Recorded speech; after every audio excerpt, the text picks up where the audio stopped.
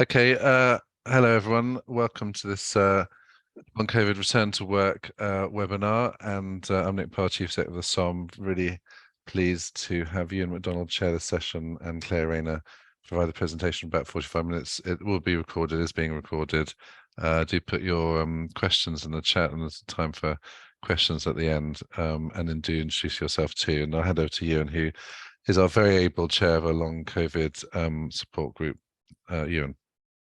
Thanks very much, and good morning or good afternoon to everybody, and nice to see so many people here. This important topic and this presentation from Clare today really arises from work from the SOM Long COVID Multidisciplinary and including patient group. And we're all aware of the journey of long COVID, from the initial skepticism by many in the medical profession because they'd never seen it before. It's interesting, that phenomenon, if you haven't seen it before, it doesn't exist. And anyway, to gradually becoming better recognized and hopefully slightly better managed in some places. And so it's been very interesting to be part of a new syndrome, a new disease, and be trying to influence how people view it and how it's treated.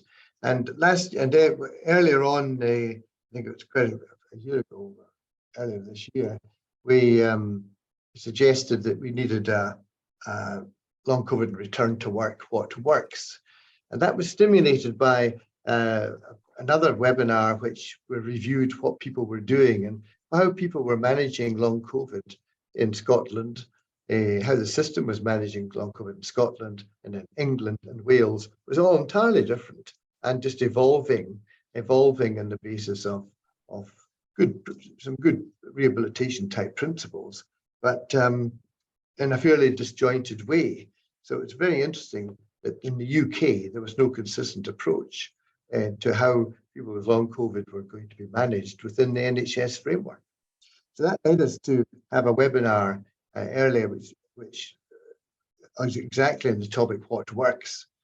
And that webinar was interesting and did have presentations from different parts of the country. And as a result of that webinar, we did produce a position paper at that time, which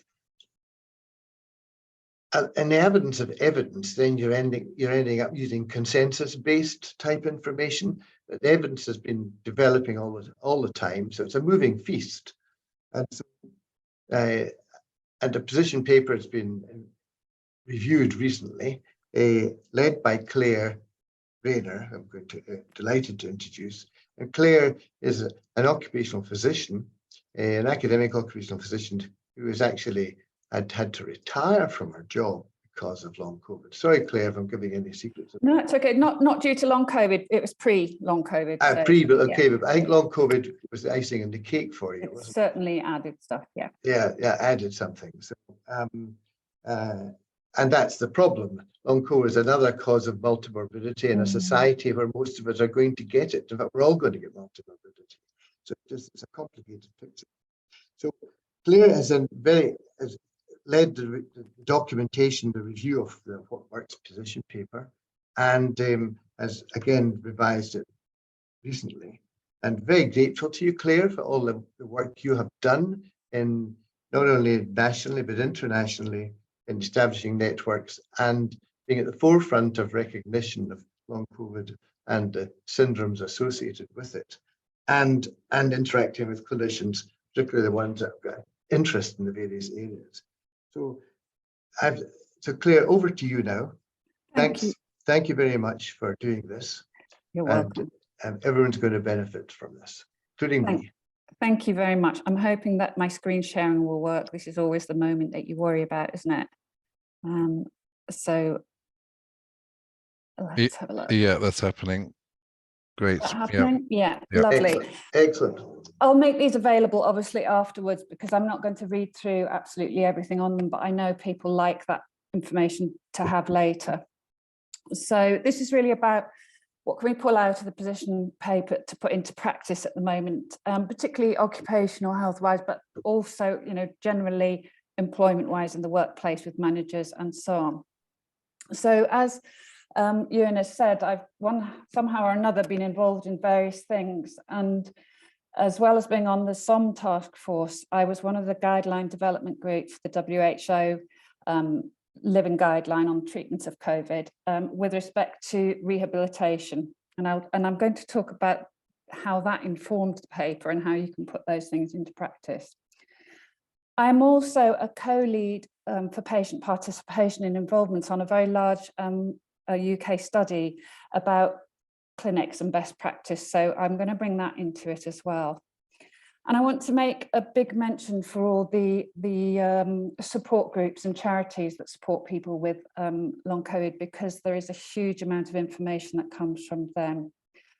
I'm a long COVID kids champion because I'm actually very concerned about the effects of the pandemic on children's susceptibility to infection. This affects their parents as well, and the knock-on effects of them not being able to come into work if they're having to look after the children. And I also worked within the collaboration, an international collaboration that we set up between Mount Sinai, who was seeing the first people with long COVID, and we worked with them. So, and I do upfront want to give thanks to everyone who's been involved in the document, because I think some recognise this issue and they've picked it up and run with it, but particularly all the people that are listed there. It's very much a consensus document, hoping to look at it from all sorts of angles. And I think, I feel at this stage of the pandemic, things are feeling rather fractured. You know, lots of different groups are doing different things, but this is a good example of trying to pull it together in a practical way. What do I want you to understand? A bit about the nature of the main clusters of health problems and how you assess them, because that's very important to early intervention.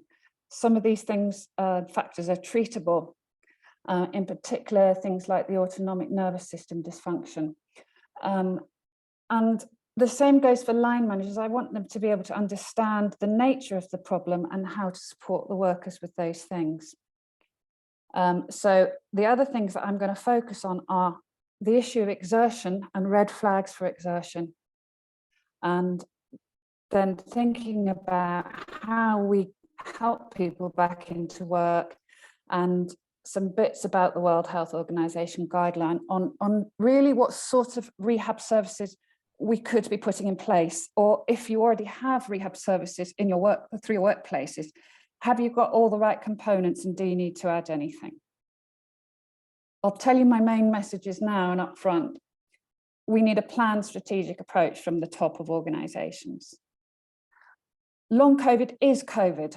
There's no separation really. And I think that's one of my main messages. We're dealing with the same disease, doing different things in different people.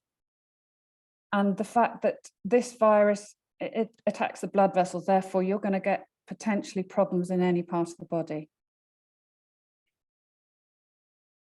So I put these up here as the three main papers that I've used to inform this, with the links there, should you want to easily access them. So some would like to see organisations take a really proactive and planned approach to this from the top down. It was written with various people in mind, and therefore the language used was deliberately, hopefully accessible to many. One thing that I would like to see in the whole sort of COVID management picture is more input from union and safety representation, because employees are needing more support in this sense. So I think it would be good to hear more from them. This is a point all on its own, but up front really. This information is developing all the time. Reinfections are a major, major public health issue.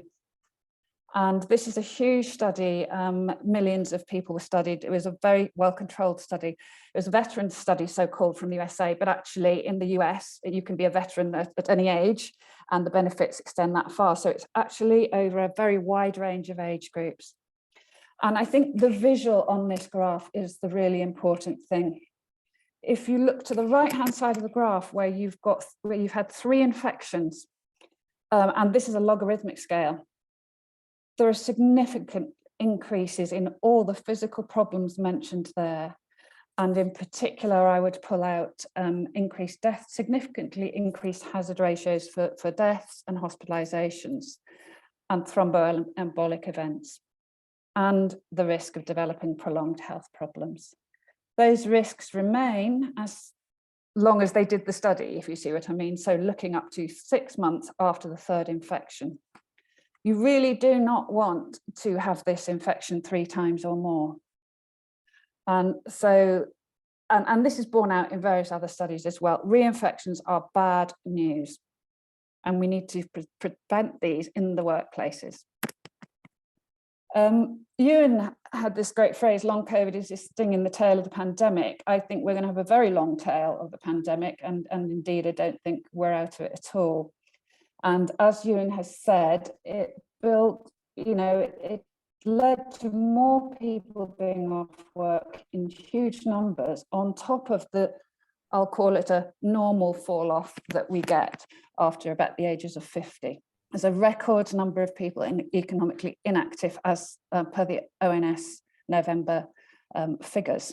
And there's been quite a lot of recent papers and studies looking at how much that COVID contributes to this.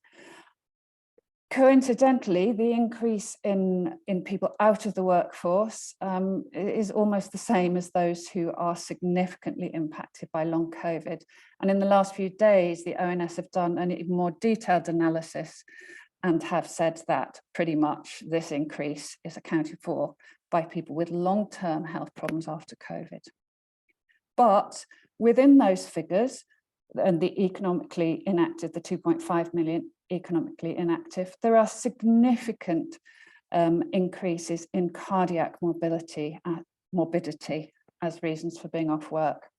So another thread through my talk today is going to be about the hugely increased cardiac morbidity as a result of COVID, and this is going to be huge. So really, in summary, we've got a joint problem here. It's a huge problem for employers because they are lacking so many people in the workforce. There's so many posts vacant. This has got worse because of the people off sick with COVID-related problems. And not only that, the data shows that these people aren't coming back in. So over the last 3 years of the pandemic, we've lost many more workers and they are not coming back in, and no signs of it. And they're, people who are more disadvantaged in any way and older, so it's exacerbating inequalities. There's a really good paper came out from the Brookings Institute in the US because they tend to do good analysis papers on various things. Their conclusions about the state of the American working economy are pretty similar in principle to what's happening here. And they estimated that if we say that 10% roughly, and there is no accurate figure on this for how many people there are with prolonged problems after COVID. If that increase continues in 10 years, there will be an annual cost of lost wages of $500 billion in the US. And that does not take account of any of the other costs of those health problems. Clearly, we could slow down the rate at which this economic burden grows. I want to now say a bit about names, naming the condition. There's a lot of assumptions with long COVID. It was a patient-made name. And I actually think it's a perfectly good name because what it does, it describes the fact that any problem which persists since the infection. And it has the sense of an umbrella term, and it includes lots of different things. I think people with long COVID expected that at some point they would have assessment for their problems as individuals, but many of them, particularly the first and second waivers, have had great difficulty having any assessment. And that's what people need if they have ongoing symptoms after a few weeks. I'm not going to quote the other definitions verbatim, but the WHO defines it as post-COVID condition, which has symptoms lasting for at least 2 months from at some point in the 3 months since infection. But it does specify that health problems must be ruled out and managed. NICE guidance says similar. They call it something different. But it says that long COVID or post-acute COVID is a condition that we would name after 12 weeks, having ruled out all causes of dysfunction. A lot of healthcare workers are jumping to say, well, it's gone, your symptoms have gone on for 12 weeks, therefore it's long COVID and there's nothing wrong. But they have not been assessed, many of these people, and assessment is key. So the naming is difficult. We're all understanding different things, and we really need to be more precise. Oh, sorry, that seems to be duplicated. So what's in a name? I spoke with Dr. Barry Gilbert, who was one of the past presidents of the Australia-New Zealand Society of Occupational Medicine, and he contributed to our paper. As we know, the so-called epidemic of repetitive strain injury, it started perhaps in Australia, and there's quite a history around it. Well, we know in occupational medicine that we've moved away from that term very gradually. It's gone through different stages, and we now specify upper limb disorders as an umbrella term. But underneath that, we attempt to make diagnoses of the particular syndromes or combination of symptoms, triggers, and so on that may be there. And so we are specifically naming the problems within the upper limb. So we have to start being precise, and I think patients, healthcare workers need to start thinking in that way. And I'm talking about saying things like cardiac sequelae following COVID infection, autonomic dysfunction, and so on. I think in occupational health, as with every medical condition, we need to know a bit about what investigations and what treatments help, insofar as we're looking at what other factors could be supported or assisted here. We do this for depression, for musculoskeletal problems, and we know that the evidence is strong that early intervention reduces the impact of pretty much most health conditions. But in the context of COVID, you may have to be providing both medical and OH services in certain employment situations, such as remote working or extreme working conditions. And just to mention here, I'm hearing it from all sources that, not occupational health sources, but there are insurance companies who have blanket decisions that they will not cover long COVID, as so-called, for any reason. There are some organisations who are saying, long COVID, you're not going to get ill health retirement.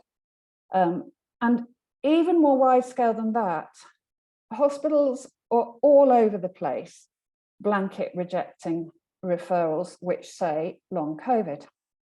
So all of these things are reasons to be specific about what the problems are. It might be that you refer somebody with palpitations or a tachycardia, but you don't necessarily call it long COVID. You've got to investigate the tachycardia. I think these blanket decisions are potentially very unfair. And I would add that we're, for the link between occupation and health issues, specific health issues, got to have some more precision. Okay, that is a COVID-related issue, some of the speech slips and so on that you hear. And I'm pretty much recovered from most of the speech things, but they still occur. So this is a vascular virus, it's not a respiratory virus. It infects, as far as we know, through the ACE2 receptors, which line all blood vessels. And therefore affects any part of the body that has a blood vessel, and it causes an endothelial injury. Now, an endothelial injury, as we know, goes on to cause inflammation and thromboembolic events in some cases. What I'm going to add in here is some of the later things that occur if you don't get on top of this infection in the beginning. The virus depletes T cells. We get later autoimmune problems, and I think we are seeing in front of our eyes how some diseases occur. We've long suspected that certain things like diabetes, maybe thyroiditis, colitis, a lot of these autoimmune conditions, it's been suspected there are several triggers, including viruses. Well, I've been surprised by how rapidly and how many new cases I've seen of these following COVID infection, SARS-2 infection. The bit to highlight is the significantly increased rates of cardiovascular disease in all ages. This is a major public health problem. So in my opinion, there is no mild, there is only infection. And long COVID is COVID. And find the clots, because quite often, not everybody by any means, but some people, there is a much higher risk of thromboembolic events, which we know from the acutely hospitalized people. It occurs in people with prolonged symptoms as well. There is bias in a lot of the studies that look at hospitalized versus non-hospitalized. If you look at hospitalized studies as a proxy measure of severity, that introduces significant selection bias, particularly in the first few waves. There were very strict criteria for who was admitted, and it was understood to be a pulmonary disorder primarily. And therefore you will have a bias towards pulmonary disorders and to the criteria that were in place for admission. And in addition to the problems that everybody could get, with people who have prolonged syndromes, the immunologists are finding specific immune signatures and immune dysfunction. And we know that people get secondary infections, reactivated infections, and microbiome disturbance. And the gastroenterologists are finding that a fair number of people have small intestinal bacterial overgrowth, which requires a particular antibiotic regimen to fix. A bit like when H. pylori first came along, and we now give antibiotics for H. pylori, it can happen further down the gut. Undoubtedly, there's going to be some really specific genetic factors, I think, because there's no doubt many people, well, probably the vast majority, will have a 48 hours minor illness, and that they don't have any significant sequelae that they are aware of. But even in them, the cardiovascular consequences and hazard ratios are much higher over time. But, I can understand why some people think, well, yeah, I've had it a few times, and each time it's a little bit, of a sniffle, and I don't really understand what the fuss is about. But then you've probably got 5 to 10% of people at the other end who are going to, A, not fight off the whole thing in the first place, but they get reinfected, and every time they get reinfected, they trigger the same derangements. So we've got a spectrum here. But bearing in mind the reinfection issues, all of us could be in trouble. I'm not going to go through all of these in detail. This is now a well-recognized picture, which kind of shows the sort of 3-month time course of the illness, if it lasts that long. Proviso that I don't think it gives a week or two there as an incubation period. I think it depends on the variant, what the patterns are, because some variants clearly had a 24-hour incubation phase, or from exposure to symptoms. So this may not fit all. In terms of when you assess people, whoever sees them, and this includes people in occupational health, if they're coming to you in the first few weeks, I would look at it in terms of check or screen for issues in the cardiac, autonomic, neurological, and cognitive in everybody. and then listen to what other problems they have, because that's going to vary.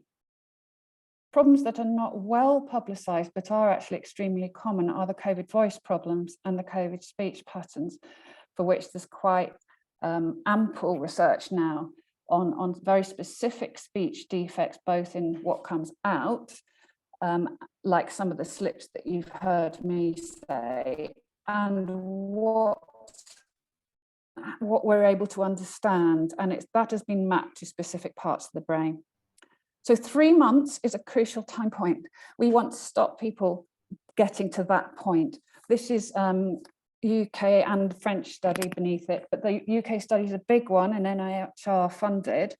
And what it shows, if you look at the second vertical line along, that's roughly the 3 month point. In most people, you're going to get a dramatic reduction in your symptoms within the first 4 weeks. Some slow reduction in symptoms coming up to that 90-day mark. But then after that, if you've got symptoms at that stage, the likelihood is that they carry on and on. The different horizontal lines are number of symptoms. So the more symptoms you have at the beginning, the more likely it is to be a prolonged illness. So, and what we've seen amongst the doctors who've been looking at this is that around the 3 month mark, new things can kick in. And that's borne out by some of the cardiac research, where we know that you can get a few weeks later an immune sort of myocarditis or type of problem that can happen. So long COVID isn't about getting to 3 months and you've had symptoms for 3 months, so that means there's nothing wrong. You could be getting to 3 months and actually developing other immune phenomena. This is really important because we need to stop people getting to 3 months, and we've got to look at what we advise people in the early management, and this advice could come from all sorts of sources. And then the early treatment, in the first week or, a week or 4 weeks even. There is strong evidence now, or some good papers anyway, for the effect of mouthwashes. Now, that could be with certain specified ones, and I've put a link there to a protocol that's been developed in the Salisbury hospitals. But the pattern of infection in the lungs has been seen to be affecting the peripheral vasculature. And I'm not the best one to explain this, but the way the circulation works, the venous drainage from the mouth is directly linked to the lungs. And early mouthwashes, and even saline mouthwashes, very, very old-fashioned remedy, and often, first line in other countries, works. It reduces the symptoms and it reduces the viral load. And there's a Scottish paper showing similar. Second key message, people must not exercise in those first few days. And I'm going to say more about that in a minute. This is crucial. If after a few days, they've still got symptoms, there are other things you might need to consider. And it's really applying ourselves to the basic pathology, which is there's inflammation going on. In some people, there may be obvious blood clots, and those or symptoms of that needs to be investigated and dealt with as we normally would. But you may need to deal with the inflammation. You've got to get the viral load down. There's Appendix 1 in the position paper is written by Professor David Fedson, who's a retired professor of medicine from the USA, but he's been involved in a lot of work with other epidemics, particularly various Ebola ones, and has had very good success and written some very good case series on medication in the early stages to stabilize the vasculature. And so that's I found this on the web for that's looking at things like statins even. So there's not perhaps a surprise as to why some people who were already on statins are perhaps doing better when they have the infection.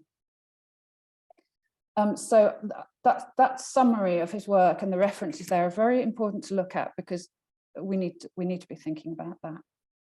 What if somebody comes to you and they are a few weeks off work? What can help in terms of ongoing symptoms? The things that have helped people a lot in terms of the impact on function, which is what we're interested in, are management of the autonomic dysfunction and derangement that commonly occurs, and management of the tachycardias, which can have a number of different causes, some of which are autonomic and some which are not, such as arrhythmias and so on. So these things, if you get the right advice and the right treatment, what we've seen is that within 2 weeks or so, you get a significant improvement in function. So I think this is a role that everybody could have in directing people towards those. When you are assessing people, either at the first point of contact in community or hospital, but also in occupational health, that we really should be doing some kind of standardized assessment, such as looking at the categories that I've mentioned. And the WHO guidance that we've been involved in says that before you put people into rehab, you need to be doing certain screening things. So I'm going to talk to you about red flags for exertion in a minute. Bringing in management at the moment, it's important that managers know some of the impact of these things. Communication early is absolutely key, keeping in touch with that employee early on and considering flexibility in their policies and procedures, and even absence pay. The NHS, there's nice guidance actually on how the NHS and other large public employers should act as exemplar employers in the flexibility of how they treat people. Excuse me.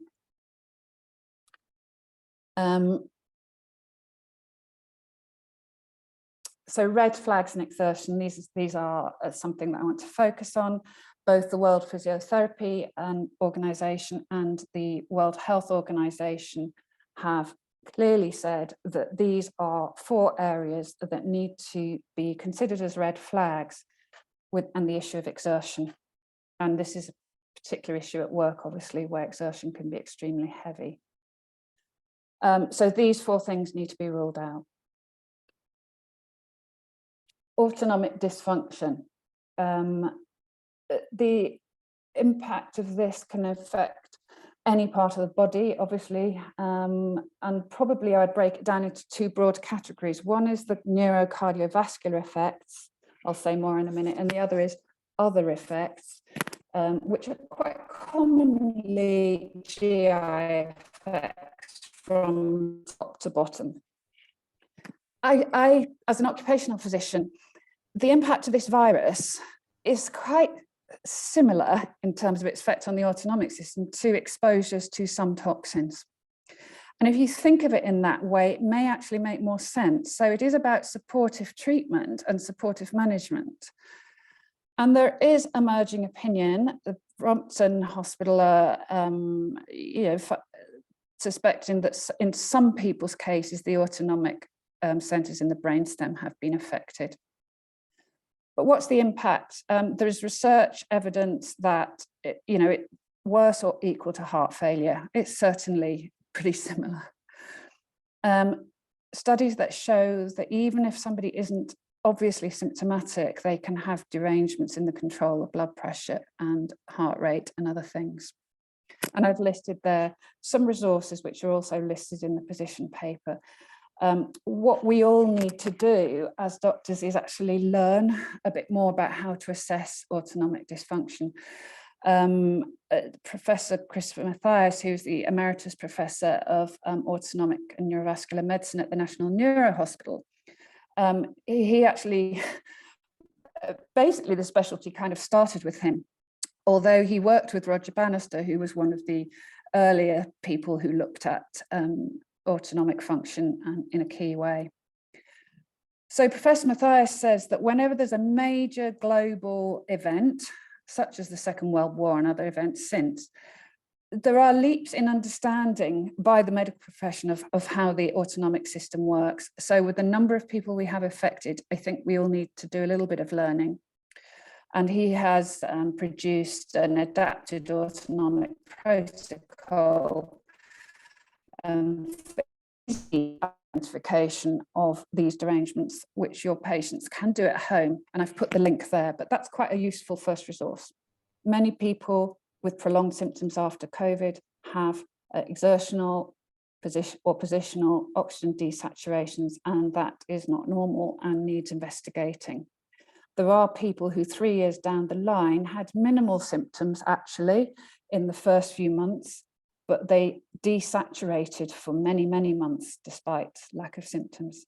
And some of those people at 3 years have got right ventricular or right heart problems that we're seeing. So you've got to adapt any exertions so that you don't trigger the desaturations. Post-exertional symptom exacerbation is a red flag for standard exercise. This is not my area of expertise, but you can refer to that in the physio and the World Health Organization statement. But in some people, post-COVID, and indeed in other conditions, you can get a very serious triggering of post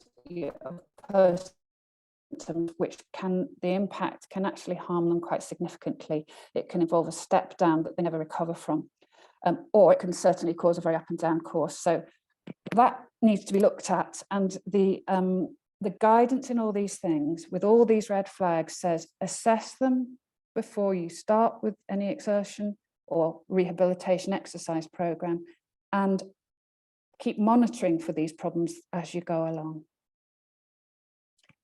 Further word about the cardiac impairments. These are from the people who are really seeing a lot of post-COVID problems, cardiologists. There's a significant increase in cardiac mortality at all age groups during the pandemic, really young people, as well as older. There's acute ischemic and thrombotic cardiac events.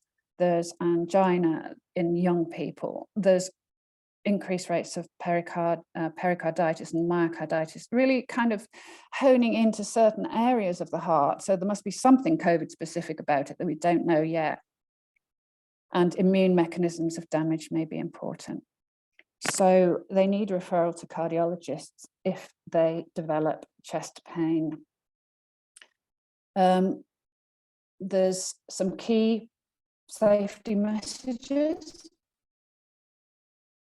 about exercise in the acute illness. That we should not be actually doing significant exercise or exertion in the first few days. We know that from any viral infection.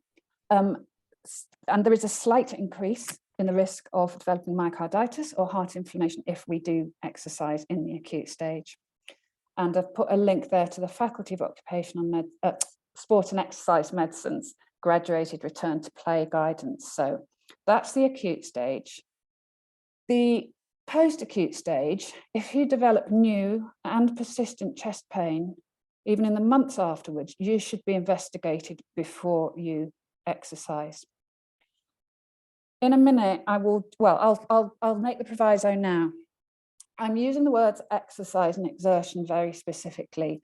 They are defined in the guidance documents that I've just said, and including the Faculty of Sports and Exercise Medicine. So if you develop myocarditis, then you'll be under a cardiologist and they will give you advice on how many months to avoid significant exertion for. So in terms of fitness for work, these people aren't lazy, they're not anxious, except for when they don't get the input they need and the condition becomes much more prolonged, which then affects livelihood. It's a multi-system physical disease. We need to think, I'm going to come back to the point of cognitive issues in a second. I've mentioned about workplace exertion. You've got to look at this in a bi-directional way. Obviously, I've talked about the effect of health on work. So if they have a cardiac condition followed from COVID. But there's the other way around, because of work exertion can be so heavy or awkward in the workplace, it could aggravate these COVID-related problems. Depending what problems your worker has developed, you need to have them reassess if they're under a health surveillance programme. because they may have developed relevant organ dysfunction or damage, which makes them more vulnerable. So they need an earlier review under health surveillance programs. Those who have had significant illness, either identifiable to a particular organ or a more systemic problem, like the infection will trigger autonomic dysfunction every time. I don't think they should be going back to face-to-face work in health and social care without adequate RPE, respiratory protective equipment, for the nature of their problem. And if this is a really serious issue. I know Dr. Batani, who's our president, is doing a lot of work in helping healthcare workers in the NHS back to work. Certainly initially not always face-to-face, because there are loads of other things that could be done. So a plea for flexibility from employers. Cognitive issues. This is the elephant in the room. This is really common. And I'm talking specific issues with speech, with memory, and we've got to think about safety in the workplace. We've got to think about specific inputs or rehabilitation for this. It's not happening. We're not talking about it. I would love to know who we should be referring. I've got a fair idea because I've got I've listened to the talks and read the papers, and certain features in the acute phase of the illness should flag up a referral to neurology.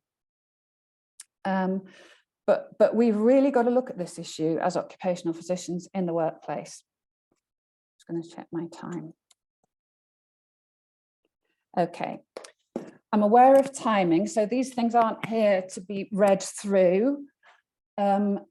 No doubt I have many people saying to me, well, what about this job? What can I do that? Can I do this? We know that you've got to look at the individual's problems and you've got to look at the individual job. A journalist asked me, could you go back to working in a factory if you had COVID? Of course you could. You have to look at the individual person and the individual job and make adjustments around that. And we're aiming for a sustainable return to work. The things that people have found really help, it won't be a surprise to most of us, is early supportive contact from the workplace, but also that early healthcare advice to pace things at first and gradually build up. On return to work, to sustain it, it seems to be that you need a regular review of how it's going. That's best practice anyway, but particularly to check in probably monthly, or if there's any problem afterwards. A co-developed plan between managers and line workers, we know this works well. This is not the easiest sort of word cloud to read, and some of the things are similar, but what stands out is regular breaks when needed, and flexibility of approach and a phased return. However, the phased return needs to be quite prolonged, as many of you will find. We asked Professor Kim Burton, and he contributed to our paper what he thought were the optimal and most resource efficient approaches to these complex issues. And we know that we have a strong evidence base for early interventions. Stepped care healthcare on a holistic model, and by that I mean, it's having the initial symptoms dealt with. It's about having the right assessments, referrals to specialists where necessary, rehabilitation where necessary, and setting work as a health outcome. Back in 2010, when Carol Black did the Health of the Nation review, that was one thing that was agreed that was really important. So any healthcare worker should see return to work as a health outcome if that's what the person needs or wants. Should also be used as a goal, a marker of where you're up to in your recovery. And I'll be speaking to the converted when I say, let's look at what the person can do and get them back into work, doing those things in a paced way, rather than this blanket approach that we get from many employers, which is, oh, if you can't do all of that, you can't come back in. It's not going to work in any circumstance. What I'm going to do now is just highlight the World Health Organization document that we were involved in as the final thing to think about. When I was writing this paper and when we were all pulling it together, I was at the same time working through the process with the World Health Organization. And so the paper is very much informed by the evidence that was used and the work that we did, but we couldn't reference it initially because it wasn't published. It is now. So I was involved in the section on return to everyday activities and work. And from an occupational health perspective, it will seem very light and very, but you know, the nature of the guideline was that we could only put in big recommendations like this, but it's important that we got them there. The return to work action plan is a key thing between the manager and the worker. A phased return and a phased return in terms of duties and time need to be prolonged and reviewed as we go along. And the environmental modifications based on individualized workplace risk assessment are the terminology that WHO uses, an international terminology, but it's what we know to do. So, and all of that and the other recommendations for dealing with the other rehabilitation needs is evidence and consensus based. Just a word on line managers being very, very important, and they need training. They need more training. When I was myself an occupational health trainee, I was involved in training programs for line managers, but you had to keep doing it. It was like on a rotational basis because managers change and so on. But that is a big thing. The other thing that patients say is that colleagues not understanding can be an issue. People are seen as lazy or whatever. So I do think a little thing that the managers can do is sort of prepare colleagues before the person returns. So I said at the beginning that SOM wanted a strategic, integrated approach. Well, how do we do that? It's huge, isn't it? But it does rely on having access to adequate health services, and we're going to have to think how those are provided. Occupational health care can provide links and communication between them, which is really useful. We can also have a hand in workplace rehabilitation schemes, and I'll tell you the elements what we need in a minute. Just a mention of this NIHR study I'm involved in. We're looking at 10 different clinics across the 4 countries of the UK to try and develop best practice for long COVID clinics. And one of the elements that I'm involved in is the health economics one, which is really interesting. It's just very different from anything else I've been involved in before, but it will be looking at what are the most cost-effective models of provision for these this condition or these conditions. So if you're thinking about what rehab streams does a person with post-COVID condition need, there are 10 others that I'm going to refer to. But just to say that all the things I've said about standardized assessment, outcome measurement, a very strong evidence-based recommendation for how to manage the red flags. It gives guidance on what should be set up. I'm just leaving these slides for reference, but the 10 conditions that there are things, techniques which can help rehabilitate the person are post-exertional symptom exacerbation, arthralgia, breathing impairments. But it's not just a question of altered breathing patterns. There is no one specific intervention that is felt to be more beneficial than another. Rehab streams for cognitive impairment, for fatigue, mental health. And then these that do get forgotten, but there's some really specific things and therapies which can help. The olfactory problems, the swallowing impairment and the voice impairment, but also specific rehabilitation mechanisms for the orthostatic intolerance, which is difficulty standing up, usually due to the autonomic problems. And I think I just want to end by a plea for let's get our risk management sorted in workplaces, or employers need to. We've got to stop people getting the infection at work. Reinfection is a disaster.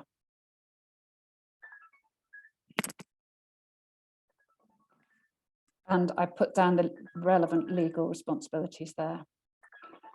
I know I've said a lot, there's a lot of challenges, and I'll finish there and take questions.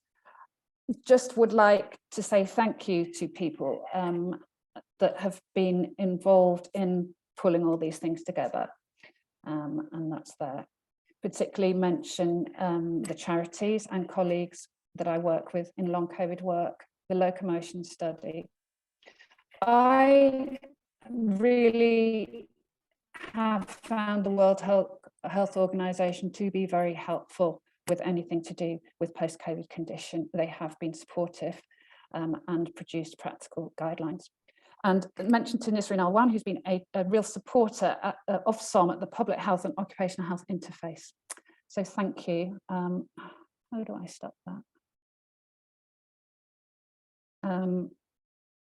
Hopefully, I've gone a bit over, I'm really sorry. Claire, it's thank you so much for, as ever, an outstanding review of COVID. We should stop calling it long COVID.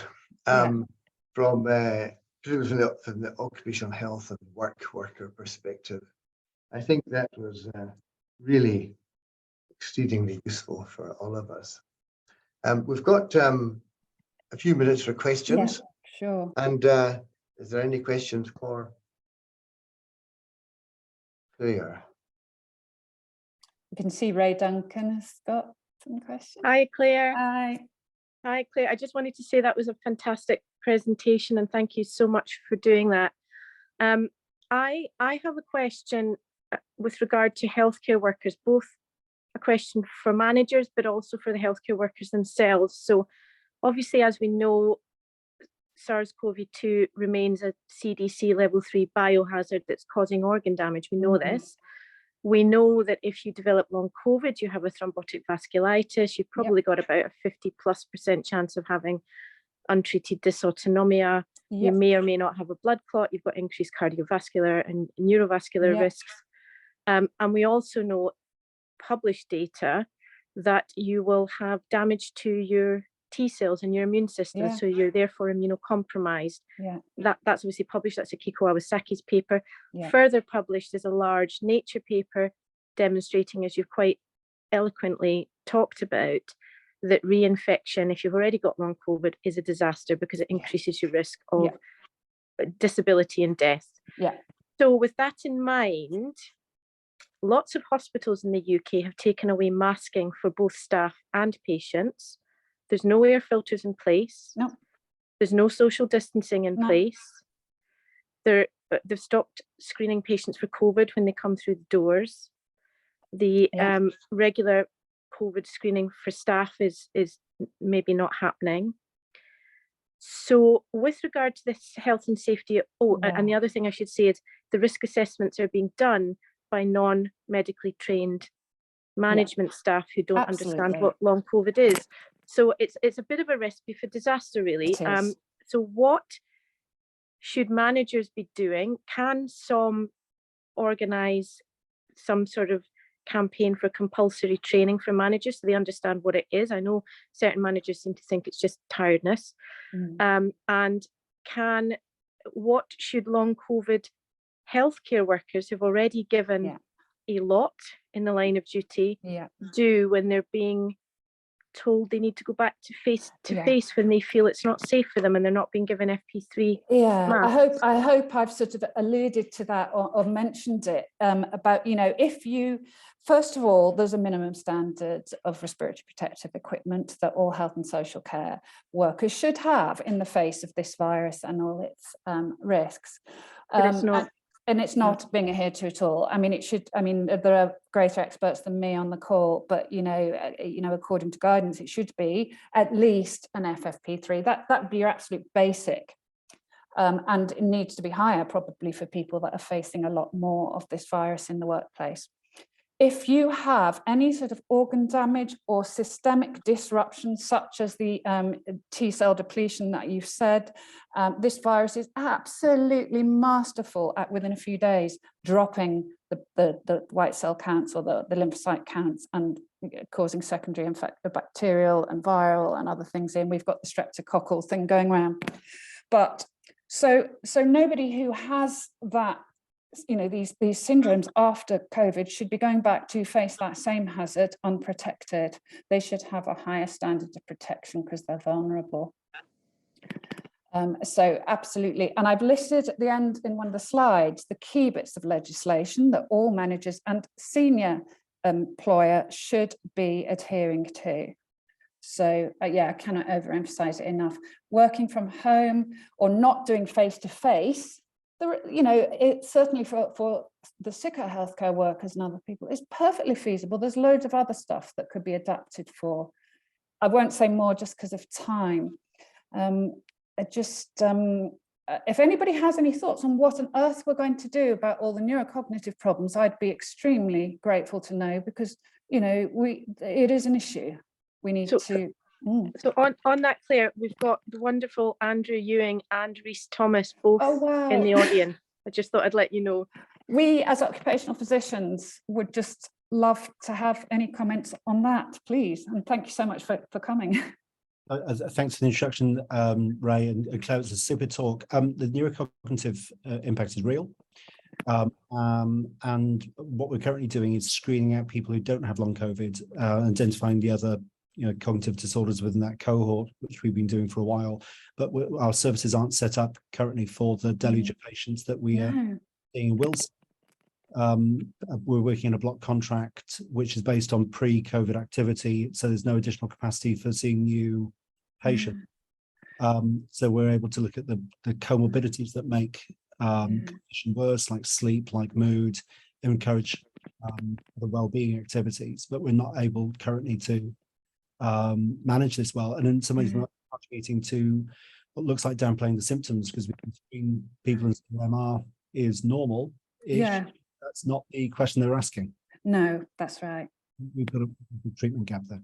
Can we, there would be certain features in the acute illness, wouldn't there, such as confusion, prolonged confusion, or, episodes of sort of, I'd be really wrong if I use the word catatonia, but some people describe episodes where they go really blank for long hours of time. You'd need to refer them earlier on, wouldn't you? Yeah, and just as you said, I think the people who've had multiple reinfections have an enormous risk. And unfortunately, the people who come to me are the Radio 4 listeners. Like the call here, they're the people who are most eloquent and can describe the condition themselves. So there's got to be the rest of the iceberg of people out there who haven't come to my clinic yet. It's massive, and it's particularly impacting people's work. This is just a thought again, and it's a bigger sort of strategic one. Quite clearly, there's not the resource for that in health service. Can we have some top-down education from the likes of you experts? Would be amazing. And probably what we need is some targeted screening. Yes, thank you. Both screening and screening out. Symptoms. Absolutely, so helpful. Thank you, Andrew. I think that my personal opinion is this is going to be a much bigger problem in 10 years than it is now. But the brain is funny this way. Things are happening, and there's several papers that are making it look like there's some insidious things happening. But that's just, people call me a fearmonger for that, and who knows? I'd rather be fearful now and try to do something about it. Yeah. But we need to shut down the inflammation and the damage to the blood vessels that allows things to cross the blood-brain barrier, and we need to do it at the acute COVID stage. Yes. And I mean, this is not being treated, and so I'm really sort of I don't know, depressed about the medical community pushing that so many of these things are not COVID, and this is going to damage people, because we need to treat it this way. They, instead of going in and treating with standard approaches to viruses and bacterial infections now hitting us. They need to be treating these sites that are there. There's too much to do. It's the treatments that are being proposed for different aspects of the brain are varied very much. But there will be soon a page on the World Health Network, which is this rogue group that I'm part of, that I think is really providing an alternative view to things from WHO. Although hopefully it's going to overlap a lot. Yeah. But I've developed a page with a lot of references, about 100 references, if people want to dig into it with short descriptions, and but then a page and a half of overview. But if you decide once that's on, go down the page, wherever there was something that was discussed as a potential treatment, I flag it, Okay. and because I think that's where we need to go now. Yeah, And, absolutely. I mean, we've got a huge increase in all of these things that are happening, right? I mean, we've got 2 to 5 times the chance of getting Alzheimer's disease, Parkinson's disease, ischemic stroke, and intracerebral hemorrhaging, and Alzheimer's and Parkinson's, things like that. They are long term. So the fact that we're seeing them already is really frightening. That is. Okay. I Thank think you. we need to shut this down. We absolutely need to shut this down, and the repeated infections and so on. Yeah. Thank you so much. I'm aware of time. Ewan, is there anybody else that's... I think listen, I think we could go on for several hours here. Claire, that's been, as usual, absolutely fantastic, and with the fate of this very highly informed group participating. I think after this, my next conversation with the SOM and yourself will be about what next. I don't think we can. I think it's in the occupational side that's really where the issues are happening and are becoming obvious, and that's really that should be the end of a process in terms of return to work, rather than trying to drive early recognition. Yeah. But I think we do need to develop an action plan now, and be considering much more specific advice to employers and the public about this, if nobody else is going to do it. So, because what we're concerned is, for those who are not occupational health in this call, we're concerned about maintaining the functional capability of people for as long as possible, as long as they want. And COVID is undoubtedly something which is causing generally low level impairment of functionality, in terms of they can walk and talk and get around and maybe work, but not to the same extent. And a colleague of ours saying that the population they're looking after, occupational population, 3% had long COVID. Now, that doesn't sound much, but 3% of people are suddenly developing impaired functional ability in the workforce. If that was extrapolated across the UK or anywhere, it's pretty catastrophic, actually, for the individuals and for organisations. So the prevalence of this syndrome is still to be substantiated, but it's big enough, and it's not going away. So I'd like to thank everybody, you, Claire, particularly, for another fantastic piece of work, which is built on all the other great things you've done since you got your teeth into this a couple of years ago. And I thank everybody for participating. And I think watch this space. We will be doing more going forward. And those of you who are interested, the presentation is going to be available for you all afterwards. And I think this webinar will be one of a series of webinars as things develop. But you're going to give me a bit of a rest now, aren't you? Well, at least 2 weeks maybe. Well, maybe you can have the weekend off, Claire. Thanks. You're a victim of your own success, Claire. Be quiet. Thank you all. Thank you all. Thank Claire. you so much. And thank you, Nick, for